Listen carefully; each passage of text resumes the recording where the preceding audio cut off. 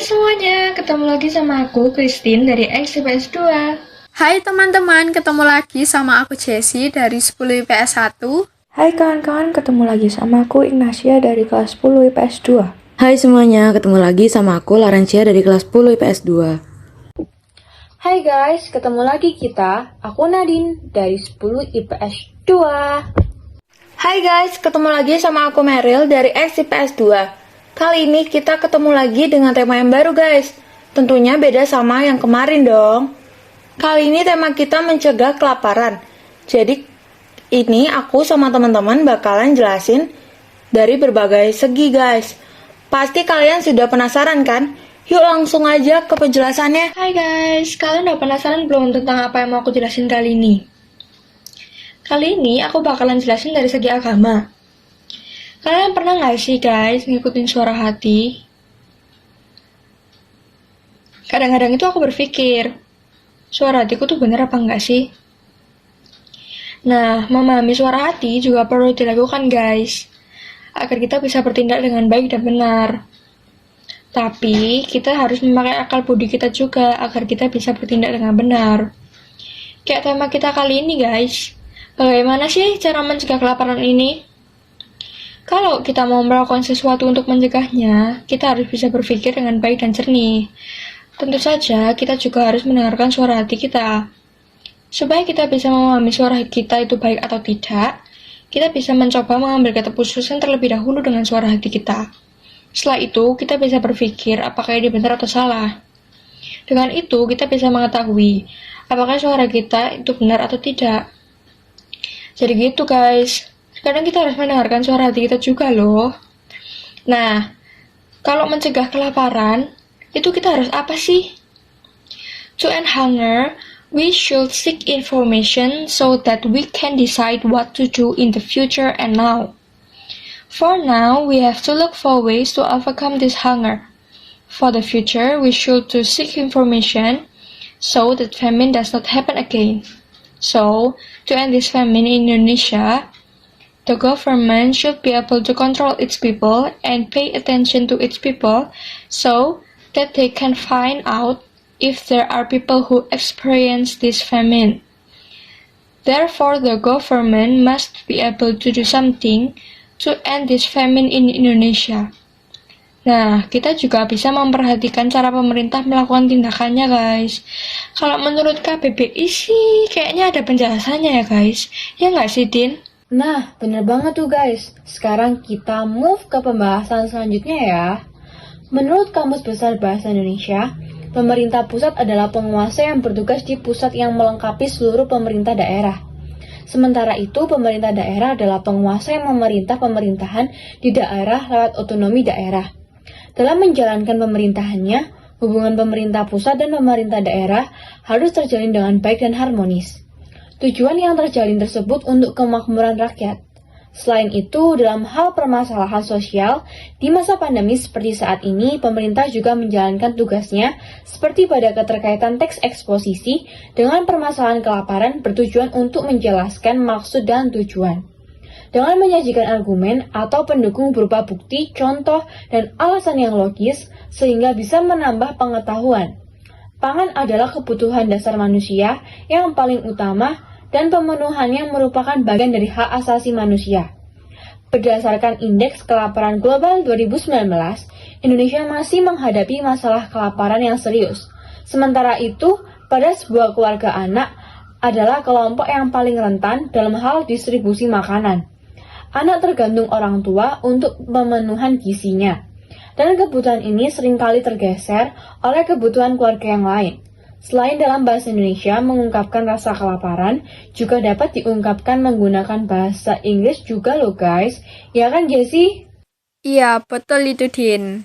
To overcome hunger Indonesia, we must be willing to follow what the government recommends and what the government is doing we must support if it's true. So, that cases of hunger in Indonesia can be reduced. Kalau dalam ekonomi gimana sih? Kalau di ekonomi, permasalahan ekonomi ada banyak, yaitu masalah ekonomi modern dan ekonomi klasik.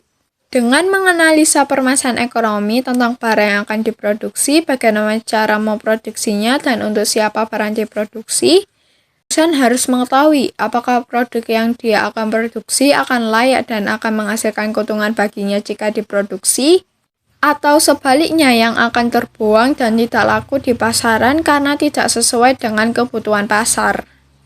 Oleh karena itu, seorang produsen sebelum membuat suatu produk, jasa, atau barang harus melakukan survei atau analisa masalah ekonomi yang ada, agar barang-barang yang diproduksi benar-benar dibutuhkan oleh konsumen dan menjadi keuntungan bagi produsen. Dengan itu, produsen bisa menciptakan iklim usaha sesuai dengan permintaan pasar. Peran pelaku ekonomi salah satunya adalah produsen. Suatu produsen harus berhasil dalam membuat suatu produk agar laku dan sesuai dengan kebutuhan konsumen. Dan konsumen tidak kecewa atas produk yang dia beli dan dapat memenuhi kebutuhannya. Mengatasi kelaparan, seperti contoh seorang konsumen terkurangnya nilai ekonomi atau penghasilan yang dikit untuk memenuhi kebutuhan. Maka, produsen akan membeli suatu produk pangan yang sesuai standar nilai ekonomi atau penghasilan setiap bulannya. Jika konsumen tidak mencari barang atau produk sesuai dengan nilai pasarnya, maka konsumen akan kesulitan dalam memenuhi kebutuhan, apalagi kebutuhan pokok, yaitu pangan. Agar produk atau barang yang diproduksi oleh produsen laris dan masuk ke dalam pasar para konsumen, produsen harus melakukan analisa terhadap konsumen dan kebutuhan konsumen. Produsen juga tidak boleh menaikkan harga yang lebih tinggi dari hasil ekonomi konsumen. Jika seperti itu, maka yang ada konsumen tidak membeli barang itu karena harga yang lebih tinggi dan itu menyebabkan kerugian bagi produsen.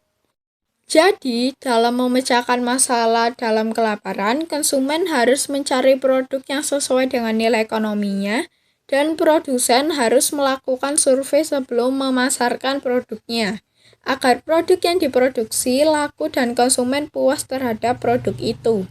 Maka terjadinya saling menguntungkan terhadap produsen dan konsumen, maka dari itu ekonomi sangat penting bagi kehidupan sehari-hari. Wah, aku setuju tuh. Bener banget ya sih, ekonomi sangat penting dalam kehidupan sehari-hari. Oh ya, ngomong-ngomong tentang kehidupan sehari-hari, pada tahu nggak sih bahasa Mandarinnya Senin sampai Minggu? Nih, aku kasih tahu ya, nama-nama hari dalam bahasa Mandarin. Xinqi Yi Senin, Xinqi Er Selasa, Xinqi Yi, Xinqi San Rabu, Xinqi Shi Kamis, Xinqi Wu Jumat, Xinqi Lu Sabtu, Xinqi Tian Minggu. Nah, untuk penulisan tanggal dalam Mandarin bentuknya berlawanan dari bentuk Indonesia gunakan, yaitu digunakan dari tahun, bulan, tanggal. Kayak contohnya itu tanggal 8 Maret 2008, makanya jadi 2008 lalu 3 baru 8-nya. Nah, hampir lupa nih. Nama bulan dalam bahasa Mandarin yaitu Yiyue Januari, Erye Februari, Sanye Maret, Shiyue April, Wuyue Mei, Liuyue Juni, Iyue Juli, Baye Agustus, Joyue September, Shiyue Oktober, Shiyue November, Shiyue Desember. Paham, Ril? Ngomong-ngomong soal hari dan bulan, pasti gak lepas dari berjalannya waktu kan ya? Tahu gak sih bahasa Mandarin yang melibatkan keterangan waktu? Nah, kayak keinginan, yaitu xiang dalam bahasa Mandarin, digunakan untuk berpikir, menyatakan keinginan, harapan, dan kerinduan. Xiang digunakan pada masih berupa rencana dan tidak ada keterangan waktu dalam kalimatnya. Contoh kalimat yang menggunakan xiang yaitu wo xiang she, yang artinya aku ingin makan. Kemauan atau yao digunakan untuk kemauan, akan, menyuruh, atau meminta, dan sesuatu yang harus atau pasti perlu. Kalimat yang menggunakan yao yang pasti sudah akan dilakukan bukan rencana lagi, dan bisa ditambahkan keterangan waktu dalam kalimatnya. Nah, setelah Meryl kasih tahu soal hari dan bulan, ngomong-ngomong soal hari dan bulan, pasti gak lepas dari berjalannya waktu kan ya? Tahu gak sih bahasa Mandarin yang melibatkan keterangan waktu? Nah, kayak keinginan, yaitu xiang dalam bahasa Mandarin, digunakan untuk berpikir, menyatakan keinginan, harapan, dan kerinduan. Xiang digunakan pada masih berupa rencana dan tidak ada keterangan waktu dalam kalimatnya. Contoh kalimat yang menggunakan xiang yaitu wo xiang she, Contoh kalimat yang menggunakan xiang yaitu 我想吃, yang artinya aku ingin makan. Kemauan atau yao digunakan untuk kemauan, akan, menyuruh atau meminta, dan sesuatu yang harus atau pasti perlu. Kalimat yang menggunakan yao yang pasti sudah akan dilakukan bukan rencana lagi, dan bisa ditambahkan keterangan waktu dalam kalimatnya.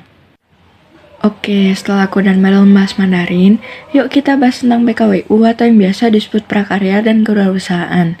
Budidaya merupakan suatu usaha terencana oleh manusia untuk memelihara serta mengembangbiakan suatu tanaman atau hewan tertentu agar tetap eksis dan memperoleh hasil yang bermanfaat atau berguna nantinya untuk kebutuhan hidup manusia.